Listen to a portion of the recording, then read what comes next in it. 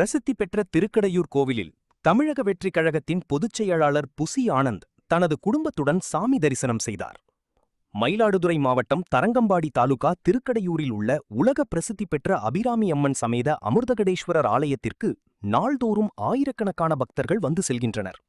ஆயுள் ஹோமம், சஷ்டி பூர்த்தி, திருமணங்கள் நடைபெறுகிறது. நாட்டின் பல்வேறு பகுதிகளிலிருந்தும் வெளிநாட்டிலிருந்தும் பக்தர்கள் வந்து செல்கின்றனர். இந்நிலையில் தமிழக வெற்றிக் கழகத்தின் பொதுச் செயலாளர் புசி ஆனந்த் தனது குடும்பத்துடன் கோவிலுக்கு வந்து சாமி தரிசனம் செய்து வழிபாடு செய்தார்.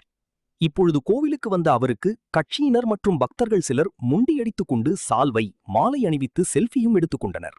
முன்னதாக சாமி தரிசனம் செய்தபோது நந்தி பகவான் காதில் அரசியல் தேர்தலில் அமோக வெற்றி பெற வேண்டும் என வேண்டிக் கொண்டு கூறினார்.